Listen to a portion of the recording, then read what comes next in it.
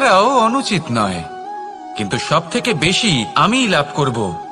আমি আরো চাই, আরো বেশি চাই, আরো বেশি পেতে চাই। এটাই হলো লোভ।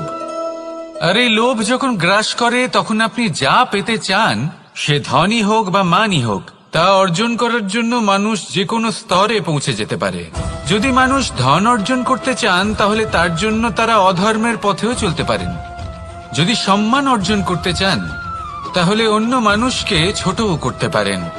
শেষ পর্যন্ত আপনার এটা মনে হতে পারে যে যদি একটু অল্পই প্রাপ্ত করতাম কিন্তু ভালোবেসে প্রাপ্ত করতাম, এই জীবন আরো অনেক বেশি সুখী হতো। লোভ আপনার জীবনে, আপনার মনে কখন যে প্রবেশ করবে সেটা আপনি জানতেও পারবেন না। তাই এটা চিনতে শিখুন আর তৎক্ষণাৎ জীবন থেকে বাইরে ফেলে দিন। যা কিছু লাভ করতে চান তা ভালোবেসে লাভ করুন, আর সেই ভালোবাসার সাথেই বলুন রাধা রাধা।